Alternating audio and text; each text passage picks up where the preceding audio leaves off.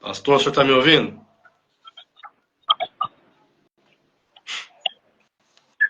Pode ser, pastor, tudo bem? Tá, senhor, Vaso. Cadê tu? Tá um pouco ruim a chamada. Tá me ouvindo? Tô, só não tô te vendo.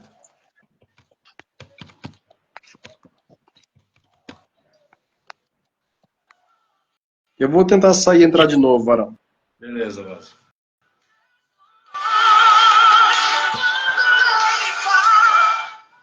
Meus irmãos, paz novamente. Estamos aqui, vamos para essa live, queira o diabo ou não.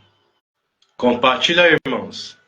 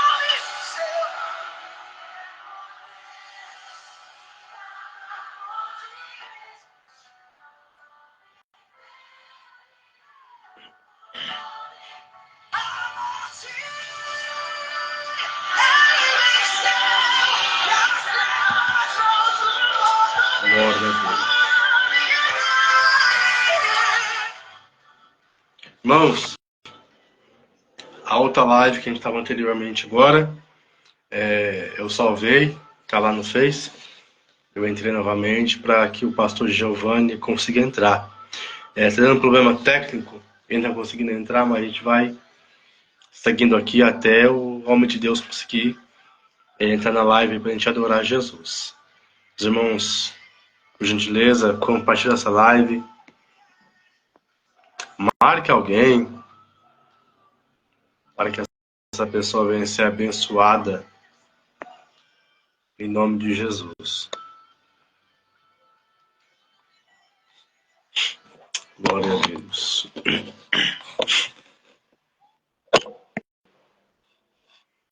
Tem um louvor aqui, irmãos. Muito forte o louvor. Só o nome do louvor já fala tudo, irmãos.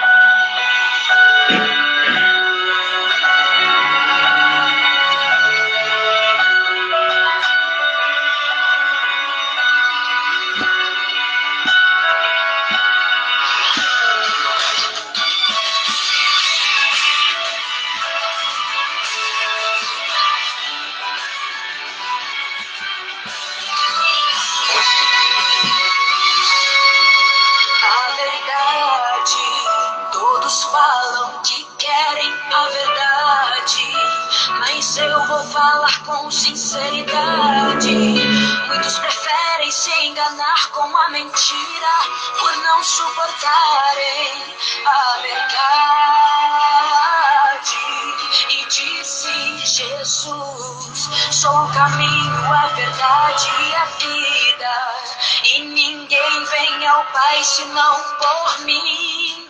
Ninguém vem ao Pai sem a verdade. A verdade é que Jesus está voltando e muita gente está brincando com a sua salvação. A verdade é que estamos alegando amar um Deus que nunca vimos sem amar o nosso irmão.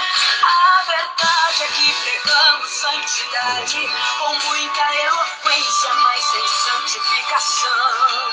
A verdade é que tem gente confundindo ministério e chamado com autopromoção.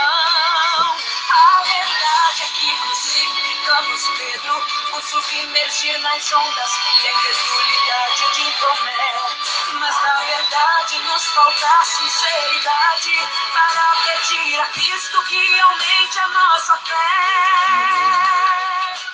Se o povo quisesse a verdade, aceitaria Cristo e não a Barrabás. Se o amor fosse maior que o dinheiro, Judas não entregaria aquele a quem dizia amar. Se a verdade fosse a prioridade, até nossas mensagens teriam que mudar.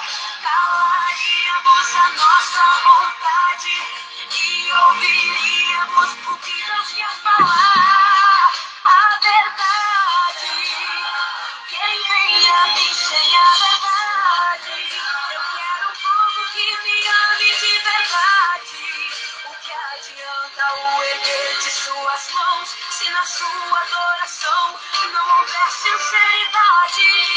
A verdade no falar, a verdade no ofertar, no fechar dos olhos para o meu nome adorar. Glória a Deus. Glória a Deus. Pastor, a paz do Senhor, meu irmão. Que Deus. Pai do Senhor. Tudo bem? Graças a Deus, melhor agora. Que luta, Vaz. Que luta, rapaz. Nossa, não estava entrando. Meu pastor, Deus abençoe. Mas deu o senhor. certo. Muito obrigado pela disponibilidade uma vez mais.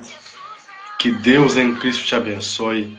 E fique à vontade, varão. Fique à vontade, já Deus te usar. Deixa eu arrumar aqui o celular. Tá me ouvindo, varão?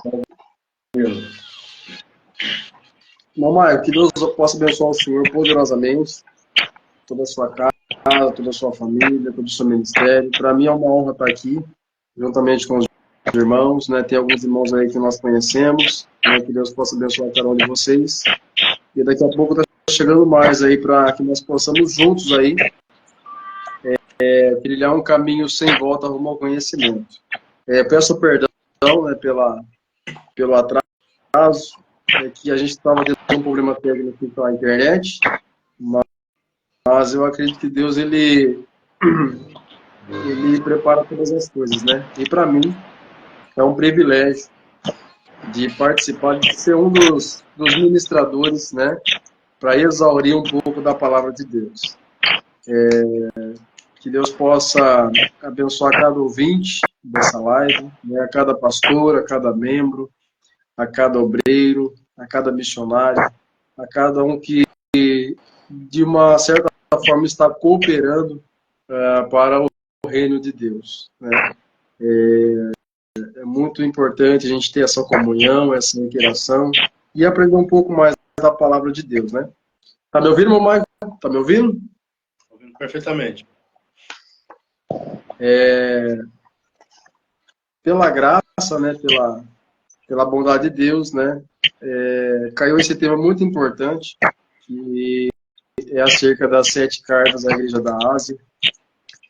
E eu vou precisar da ajuda aí do meu parceiro, do meu amigão, pastor Maico, que me ajude também, para que a gente possa expor um pouco particularidades dessa carta de Pérgamo, né? Particularmente é uma das cartas que eu mais gosto, a carta de Pérgamo, porque há alguns mistérios aqui a serem revelados, né?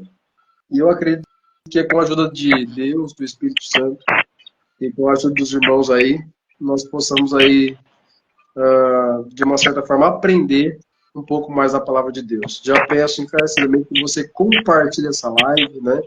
Marque um amigo, né, que ama a escatologia bíblica, que ama o livro do Apocalipse, né, que ama a palavra de Deus, para que nós possamos juntos aí aprender um pouco mais. Irmão Michael, quer falar alguma coisa? Não, vai. Fica à vontade, meu irmão.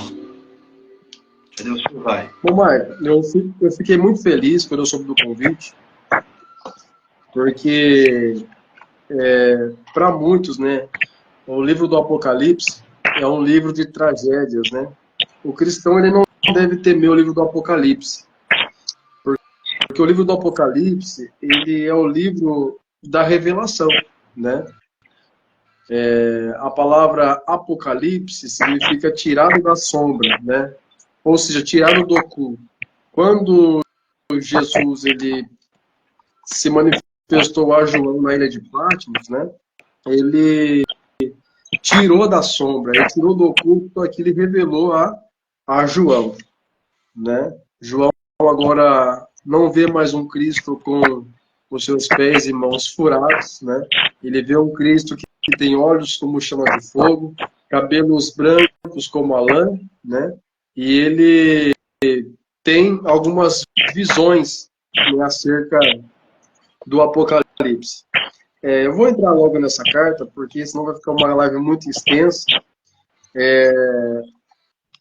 A carta de Pérgamo, irmãos, Pérgamo era uma cidade muito importante da época, né? Era uma cidade, não era tão importante como Laodiceia ou como Filadélfia, mas era uma cidade importante, porque lá tinha uma grande biblioteca, né? A palavra Pérgamo, né, a luz, né, ela aproxima de pergaminhos, porque lá havia grandes curtumes, né? E lá também, como havia o papiro, que era um tipo de espécie de folha tirado das plantas das margens do Rio Nilo, Pérgamo era uma cidade moderna em relação a papel, né? Então eles utilizavam muitos pergaminhos para escrever. E nessa cidade de Pérgamo, era uma cidade muito importante, muito interessante, havia cerca de 200 mil pergaminhos, né? É por isso que o nome da cidade tem uma ligação com esse nome. Vamos lá, João ele vai escrever essa carta, né? Ele vai, na verdade, trazer essa revelação, que toda carta ela tem um destinatário, não é isso, Marcos? Sim. E toda carta também tem um remetente. Ou seja, no versículo 12, né, do capítulo 2 do Apocalipse, ele vai começar essa carta, né, Jesus ele vai escrever essa carta ao anjo da igreja, né, Jesus é o remetente, e o pastor da igreja de Pérgamo é o destinatário. Ele vai falar algumas particularidades aqui nessa carta. Só que primeiro na carta ele vai se identificar, né? Todo remetente ele precisa se identificar para um destinatário.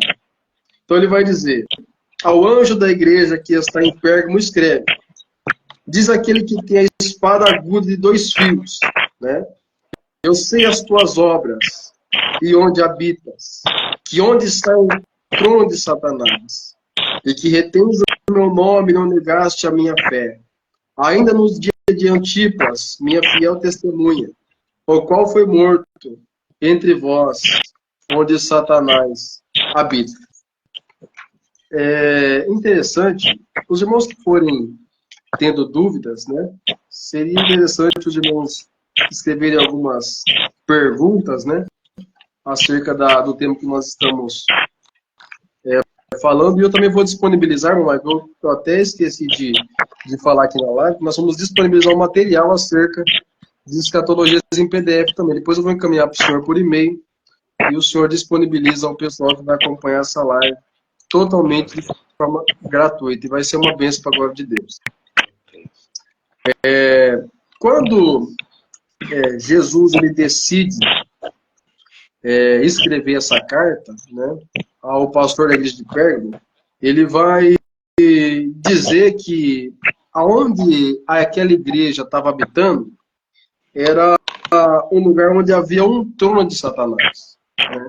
É claro que Jesus usa uma ilustração, né, de um governo ruim, né? Ele usa uma ilustração de um poder político muito forte naquela cidade. Ou seja, a igreja ela estava centralizada num ambiente onde havia uma força governante, havia uma força política, provavelmente, havia uma influência, né, negativa acerca da política, com a intenção de fechar aquele trabalho, de fechar aquela igreja. Só que o interessante é que ele diz, eu sei as tuas obras, e eu sei aonde vocês habitam, né? E apesar de vocês estarem num ambiente onde há uma influência negativa, onde há uma opressão política, onde habita o trono de Satanás, vocês ainda estão retendo o meu nome, ou seja, vocês estão guardando a minha fé, né? E não negaste o meu nome, né? Então, olha que interessante, irmão Michael, essa carta, primeiro Jesus, ele vai falar a realidade acerca daquela igreja que estava vivendo, que era uma influência negativa, política. Nós não sabemos, mas possivelmente era algum imperador insano que oprimia a igreja. Só que a igreja permanecia fiel. A igreja permanecia guardando aquilo que Jesus havia ensinado. Quantos de nós, né? No Brasil não, mas em muitos outros países há uma influência, há um poder político de opressão, né? Há uma influência negativa a fim de oprimir, a fim de perseguir, a fim de matar o povo que proclama que Jesus é o Senhor, né? Olha o privilégio que nós temos, Igreja de Cristo, de poder, né, numa quinta-feira, né, quase 11 horas da noite, estar pregando a palavra de Deus. Naquele tempo não era assim. Naquele tempo, na igreja primitiva, é importante a gente, até para trazer um pouco de conhecimento para nós aqui, que eles não podiam de forma alguma fazer culto em praças, não poderiam pregar o evangelho. Eles tinham que apregoar, ensinar a palavra em catacumbas, né? Em cavernas, em cemitérios, né? As pessoas que eram pegas pregando o evangelho, de uma certa forma ensinando o caminho, eles eram presos, eram perseguidos, eram mortos. E na realidade aqui na igreja de Pérgamo é que eles estavam de fato num lugar onde havia um trono de Satanás, onde havia um imperador insano, um imperador déspota, sem coração, né? Onde havia uma influência má para tentar impedir que o nome do Senhor seja proclamado. Porém, olha o que Jesus diz. Vocês têm guardado o meu nome, guardado a minha palavra, e não negado a minha fé. É importante a gente entender que as influências negativas, né, as influências que muitas das vezes perseguem a igreja, que de uma certa forma causa dor, causa dano, não pode impedir o crescimento, até porque quem dá o crescimento é Deus. Não é assim, irmão Maicon? O apóstolo Pedro vai dizer que a gente não pode estranhar as afrontas que vêm sobre nós, né? Como se coisa alguma vos acontecesse, mas que nós possamos, né, gloriar nas adversidades, né? Que nós possamos nos alegrar, né, nas perseguições, nós nos possamos regozijar naquilo que nós estejamos passando por amor de Cristo. Porque ele fala que se por amor de Cristo sois vituperados, né, bem-aventurados sois. Né? E essa igreja, de uma certa forma, estava numa localidade onde havia uma influência negativa, onde havia um poder político de perseguição, mas não negou o nome de Jesus. E essa carta vai citar o nome de Antipas. Antipas, ele foi um mártir, né? primitivo, da igreja primitiva, e a forma que ele morreu, o irmão Michael, eu pesquisei acerca da morte dele, e foi uma morte muito cruel, né? A história diz que o imperador pegou Antipas, colocou ele dentro de um touro de bronze fundido e tacou fogo. Fez um churrasco de Antipas, né? Mas o interessante aqui é que, por mais que Antipas foi preso, por mais que Antipas ele morreu, virou um churrasco humano, a Bíblia diz, né, aqui, a minha fiel testemunha, aonde Satanás habita. Então, havia uma perseguição na igreja. De fato, havia uma perseguição política, uma perseguição religiosa, uma perseguição social. E a igreja sempre foi perseguida e é perseguida até os dias de hoje. Mas olha o nível de atrocidade naquela época de pegar um homem e fazer um churrasco dele. Né? Era uma tradição, né, que eles tinham de uma certa forma, causar medo naqueles que... Só que quanto mais eles perseguiam a igreja de Jesus, mais a igreja crescia. Quanto mais eles matavam os mártires de Jesus, mais a igreja avançava, né? Então, é importante a gente frisar aqui que, por mais que houvesse essa influência política aí para tentar parar a igreja, ela permanecia crescendo, até porque o dono da obra não é o homem, o dono da obra não é o pastor da igreja, não é o obreiro, não é o evangelista, não é o apóstolo, né? O dono da obra é Jesus. Né? No versículo 14, o Michael, no versículo 14, vai falar uma palavra muito interessante. O senhor quer ler para a gente aí? Vai com a Bíblia aí? Pera aí, guerreiro.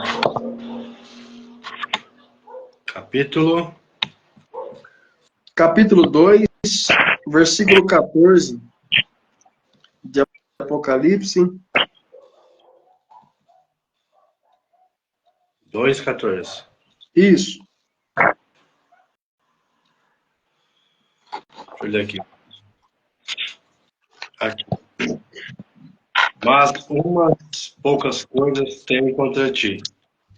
Porque tens lá os que seguem a doutrina de Balaão, o qual ensinava a Balaque a lançar tropeços diante dos filhos de Israel, para que comessem dos sacrifícios da idolatria e se prostituíssem. Bom, Marco, é importante a gente entender que havia naquela denominação, naquela igreja, alguns, né, mesmo tendo poucos, mas havia, né, alguns que lá seguiam a doutrina de Balaão. Ou seja, Jesus ele dá uma referência do Antigo Testamento acerca de alguns que ali frequentavam. Ou seja, né, a gente sabe quem foi Balaão, né? Balaão ele foi um profeta comprado por Balaque para, de uma certa forma, tentar contra o povo de Deus, né? Balaque ofereceu ouro, ofereceu prata, ofereceu pedras preciosas para que ele profetizasse contra o povo de Deus, né? Para que ele, de uma certa forma, impedisse que o povo de Deus procedesse, né? Progredisse, na verdade. Então, mesmo que a igreja fosse uma igreja que era fiel, que tinha, de uma certa forma, guardado os mandamentos de Jesus, e tivesse ali até um homem chamado Antipas, que, de uma certa forma, foi um mártir, havia pessoas que estavam contra a obra, né? Havia alguns ali que, de uma certa forma, estavam jogando contra o patrimônio. Havia alguns ali que estavam seguindo a doutrina de Balaão. Em Números 24:14, né, lá em Números no Antigo Testamento, fala em que Balaque ele fazia tropeço no povo de Israel, né? Então a gente tem que entender que é bíblico, é escriturístico. A igreja de Pérgamo, por mais que fosse uma igreja onde havia uma fidelidade muito grande daqueles que ali estavam, também havia problemas, né? Todas as igrejas que nós aqui estudamos acerca das 7 cartas, todas elas apresentam um problema interno. Todas, sem exceção. Todas essas igrejas apresentam um problema interno. No caso de Pérgamo, né, é um problema didático, ou seja, a Bíblia não fala, mas possivelmente poderia ser até alguns mestres dali que ensinava, né, uma forma da igreja tropeçar e não avançar naquela municipalidade, naquela região. No versículo de número 15, vai falar que alguns ali também seguiam uma outra doutrina. Quem que eram elas? Né? A doutrina dos nicolaítas. Eu estive pesquisando acerca dos nicolaítas, né? Que foi uma seita fundada por Nicolau no primeiro século. E a palavra nicolaíta, no grego, é Nico, né? Nico, que significa conquistar, né? Significa conquistar um povo, uma comunidade. Então, a intenção dessa seita aí, desse partido chamado os Nicolaitas, era de uma certa forma conquistar, ou seja, atrair o povo de Deus.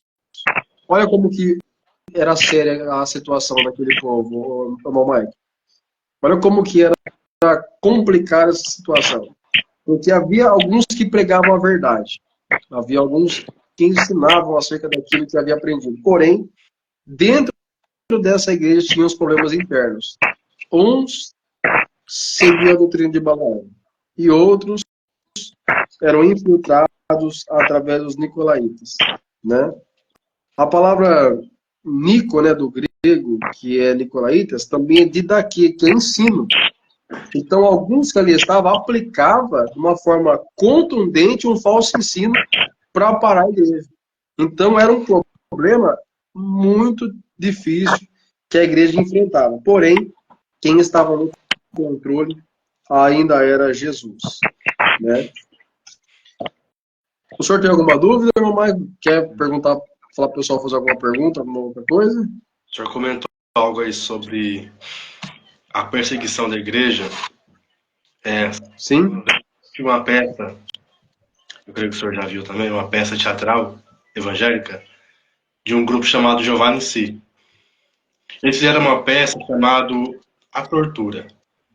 E essa peça aconteceu em fatos reais de um casal que é enviado para a Coreia para fazer missão. Lá é um país totalmente perseguidor, que persegue e mata os cristãos.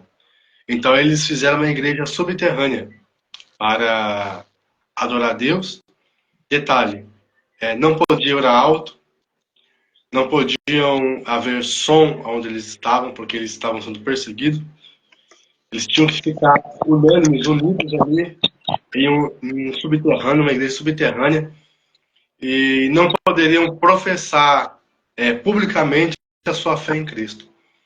E essa peça, chamada Tortura, é uma peça muito forte, e eu até indico para os irmãos assistir, entenderem que o quão livre a gente é para adorar a Deus aqui no Brasil. A gente às vezes perde a rica oportunidade que a gente tem de adorar a Deus no Brasil. É um país livre, sim, onde você pode pregar nas praças, você pode pregar onde Deus pôr, então você pode pregar, porque nós somos livres, é um país livre. E essa peça, irmãos, mostra cristãos que são perseguidos, mortos, missionários que são arrancados a sua língua em público por pregar a palavra, por mencionar que Jesus Cristo é o Senhor. Olha, e detalhes, eles apanhando em público, a sua língua sendo cortada em público, mas eles não negam a Jesus. Um detalhe muito forte nessa peça tem um missionário que ele é perseguido e morto. Mas antes de ser morto, cortam a língua dele, para ele não falar o nome de Jesus. E quando a gente pensa que ele vai murmurar, não. sangrando, ele pega o sangue, tá escorrendo sobre a sua boca, e escreve num papel o nome de Jesus. Ou seja, nem mesmo a dor física, por perder a sua língua, por apanhar, impediu dele anunciar o evangelho de Jesus. Ele morreu, mas ele não negou a fé, ele não arredou seus pés, ele bateu o pé e anunciou o evangelho. Então essa peça me ensinou muito que o que a gente passa aqui no Brasil não se compara nem um terço dos países que os missionários que são enviados são perseguidos, outros mortos a fio de espada. Então nós somos uma igreja privilegiada no Brasil, porque Deus viu graça não só em nós, mas no Brasil todo. Mas o Brasil, irmão, em primordial, ele é um país abençoado, um país livre, aonde nós temos liberdade de proferir que Jesus Cristo ele é o Senhor, sem medo de ser perseguido, de ser morto, de ser espancado com a morte, levado à praça em público. Então nós temos liberdade. Então que nós possamos, esses últimos dias da Igreja na Terra, aproveitar, irmão, esta joia, esta oportunidade que Deus nos deu de sermos livres e proferir o nome de Jesus nos quatro cantos dessa terra. Boa reflexão, Marco. Boa reflexão, porque nós temos, graças a Deus, nós temos essa liberdade, né, de poder exaurir, de poder verbalizar a palavra de Deus, né?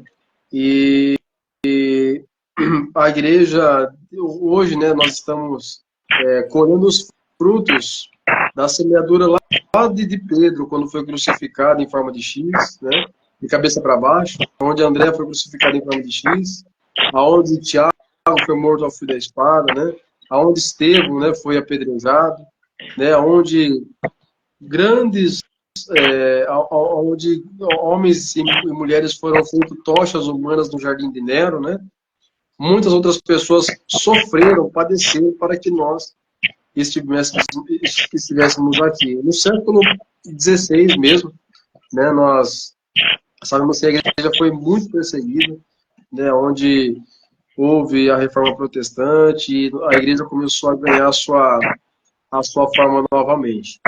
E, que nem o senhor falou, é uma realidade, né? Nós temos tudo para ser uma igreja poderosa aqui no Brasil, né? Em outros lugares, aqui na América do Sul, por exemplo, na Venezuela, em Cuba, na Argentina, em alguns outros lugares, no Chile, no Peru, em alguns lugares é proibido de pregar o evangelho, né? É proibido. E nós temos o privilégio de pregar, de falar do amor de Cristo. E um exemplo é essa igreja de Pérgamo, né? A igreja de Pérgamo, ela estava localizada onde havia uma influência negativa, onde havia um imperador que, de uma certa forma, perseguia a igreja, né? Porém, era uma igreja em que permaneceu fiel. Ah, pastor Giovanni, mas era uma igreja que tinha alguns que ensinavam a doutrina de Balaão. Sim, mas também tinha um remanescente fiel. Não, mas tinha alguns que cediam às doutrinas nicolaítas, que eram aqueles que, de uma certa forma, contestavam acerca do evangelho e queriam, de uma certa forma, impedir que a igreja avançasse. Sim, mas também havia pessoas fiéis naquela igreja. É por isso que Jesus, ele vai escrever no versículo de número 17, olha que interessante, é uma promessa, né?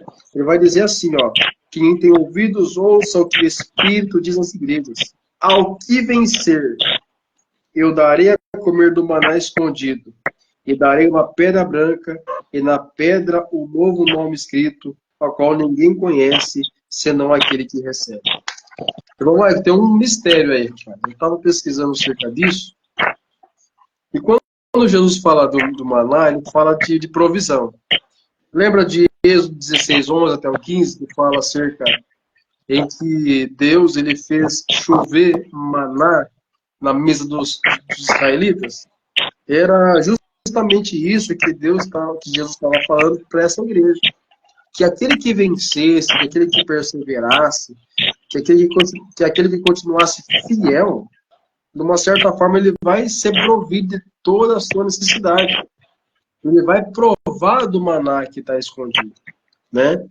E ele vai receber, ó, de Jesus uma pedra branca, né? E na pedra branca um novo nome, o qual ninguém conhece, senão aquele que recebe. Havia na antiguidade alguns Jogos Olímpicos em que quando alguém ali, antigamente na Grécia, né, que surgiu os Jogos Olímpicos, havia uma certa competição em que todo vencedor ganhava uma pedra, né? Não era medalha, era uma pedra. E nessa pedra tinha uma recompensa. E a maioria das pessoas que ali recebia essa recompensa, eles recebiam um novo nome, né? Um novo nome e a possibilidade de receber um prêmio. Então, Jesus usa essa referência, né? Em que essa pedra branca significa o quê? Uma nova identidade. O senhor está com a Bíblia aí, irmão Mike? Peraí. Pode falar aí, Vaso. Ó, Isaías, ó, já estou me encerrando. Isaías 62:2. 62. Isaías 62:2.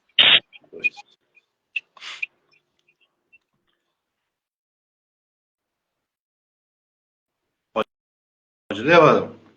Pode ler. E os gentios verão a tua justiça, e todos os reis a tua glória. E chamar-te-ão por um nome novo, que a boca do Senhor designará. Irmão Michael, o seu nome é lindo, Michael, mas você vai ter um novo nome. O próprio Deus vai te renomear. Ó, o novo, segundo Charles, novo no grego é neos, né? Novo aqui no grego é neos. Que significa, olha que interessante, uma coisa que significa novo acerca do tempo. Pode tratar-se que o novo objeto tem um tipo de características bem conhecidas como tempo. Por exemplo, kainos, que significa novo, não somente em relação do tempo, mas também em qualidade. Ou seja, quando Jesus fala acerca do novo nome, ele não está falando só do seu nome, como símbolo de identificação. Ele está falando de uma nova pessoa, de um novo caráter, de uma nova personalidade. E isso é bíblico, eu posso provar lá em 2 Coríntios, capítulo 15, versículo. 1 Coríntios, capítulo 15, versículo de número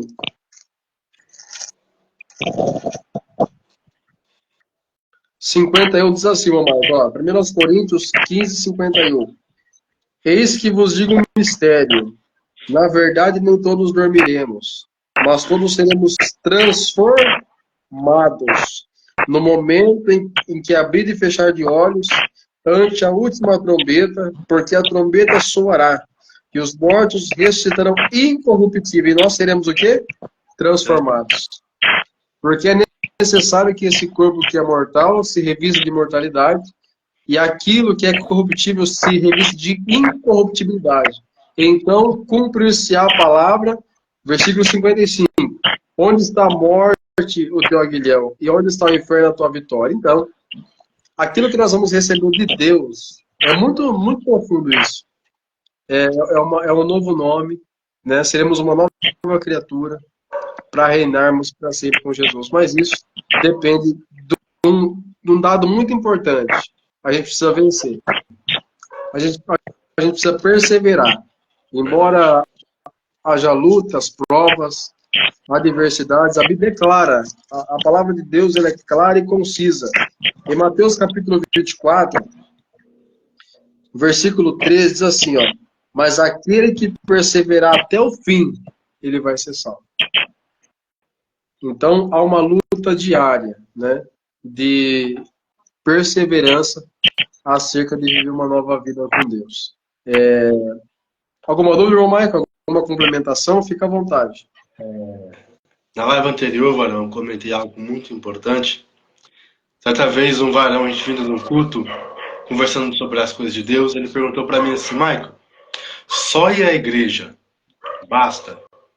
Falei, varão, fosse bom que só ir à igreja e ouvir a palavra, ouvir o louvor, dar o dízimo, ofertar, ser abençoado e voltar para tua casa, naquele grande dia ser salvo. Se fosse assim, teríamos que dividir os cultos em 3, em 4 horários, porque não caberia de pessoas que estariam no culto para adorar a Deus. Porque se fosse só ir ao culto e voltar para minha casa todos os dias, seria fácil. Mas servir a Deus é muito mais do que ir a um culto de segunda, terça, quarta, quinta, sexta, sábado e domingo. Servir a Deus é muito mais do que pregar uma palavra, do que louvar um louvor, do que ofertar, do que dizimar. Servir a Deus vai muito mais além do que a gente possa imaginar. Ele falou, mas só ir ao culto não basta? Eu falei, não, varão. Não basta só ir ao culto. Tem muitas pessoas enganadas que acham que só ir ao culto ela está salva. Não. Porque servir a Deus é muito mais além do que a gente possa imaginar. Então, a gente veio falando sobre isso. Porque se fosse dessa forma, podemos dizer assim, de ir ao culto e vir para casa, naquele dia, eu ser arrebatado, eu ser salvo, o Senhor não exigiria de nós renúncia, fidelidade, compromisso, leitura da palavra, queimar a carne, renunciar ao meu eu, renunciar às minhas paixões e às minhas vontades. Então, servir a Deus vai muito mais além do que isso, do que muito mais outras coisas. Então, servir a Deus é algo sério, muito sério. Mateus, ele falou isso. Exige de nós uma fidelidade. Exatamente. A gente falou tudo. E Mateus falou isso no capítulo 16, versículo 24. Jesus, na verdade, falou, né? Todo aquele que quiser vir após mim, negue-se a si mesmo. Tome sobre si a sua cruz e siga-me. Quem quiser salvar a sua vida, perderá. Mas quem perder a sua vida por amor de mim, achá-la. O que aproveita o homem, né? Ganhar o mundo todo e perder a sua alma, né? Não, mas é possível perder a alma? Não, mas eu vou na igreja, eu canto, eu oro, eu profetizo, né? Olha o que Jesus diz aqui em Mateus 7. Mateus 7, 21. Olha que forte, Omar. Nem todo aquele que me diz Senhor, Senhor entrará no reino dos céus, mas aquele que faz a vontade do meu Pai que está nos céus. Porque muitos dirão naquele dia, Senhor, em teu nome não profetizamos, em teu nome não expulsamos demônios, em teu nome não fizemos muitas maravilhas. Então é um alerta para nós, a igreja do Senhor Jesus. Não há outro segmento em que faz mais sinais do que o nosso segmento, do que o movimento pentecostal. Não há. É o nosso movimento é o nosso segmento que faz mais sinais, que faz maravilhas, que faz prodígio, não há outro, é o nosso. Então essa palavra de Jesus é pra gente, é um alerta para nós, né? Então nós temos que renunciar mesmo. Aquilo que o senhor falou é uma palavra muito interessante. Tem que ter renúncia. Abraão ressuscitou, ele renunciou, né? Abraão renunciou à sua religião, à sua cultura, à sua família, para viver um novo propósito de Deus, né? Então, que nós possamos também renunciar. E vários homens de Deus renunciaram. Na certa feita, um jovem, ele falou assim, Senhor, nós deixamos tudo o que tínhamos. O que nós vamos receber? Jesus falou aqui para ele, as aves do céu têm seus ninhos, né? As raposas têm os seus covis, porém o filho do homem não tem onde repousar a sua cabeça. Então, é exatamente isso, é deixar tudo e seguir Jesus. É forte, varão. Como para finalizar aqui, na mensagem, quando eu vou ministrar a palavra, eu sempre uso o exemplo de um casamento, varão. Porque num casamento, quando chega o dia, bate aquela ansiedade, aquela preocupação, até mesmo aquele medo, aquela vontade de chegar o dia. Quando chega o dia, porque a maior atração de um casamento não é a decoração, não é o buffet, não é os padrinhos, não é as roupas dos padrinhos, não é o noivo. A maior atração não é a mãe da noiva, não é o pai do noivo, não é os pais, não é a dama de honra, não é o buffet, não é a janta, não é a festa, não é o salão, não é a igreja, não é a maior atração de um casamento é a noiva. Exatamente.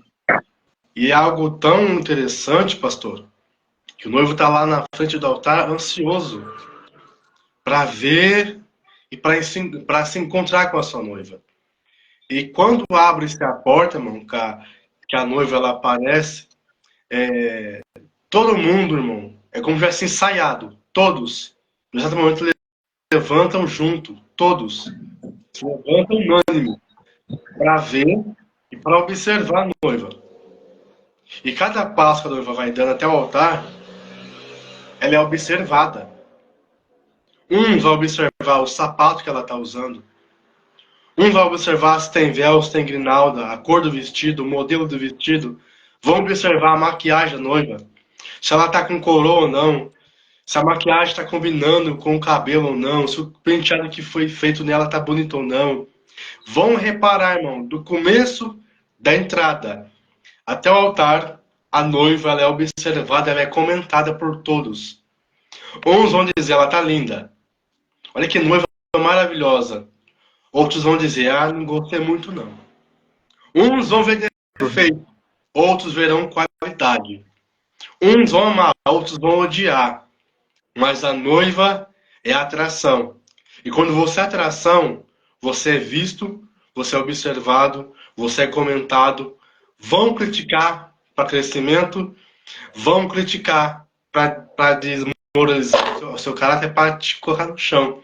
Então, da entrada até ela se encontrar com o noivo, ela é observada. E assim somos nós. Nós somos a noiva de Cristo. Ele está no altar nos esperando. Mas a pergunta que não quer calar: como está as nossas vestes para encontrar com o noivo? Porque imagina essa noiva entra da entrada até o altar e alguém repara uma mancha no vestido dela. Ela vai ser o comentário do casamento até o fim da vida dela.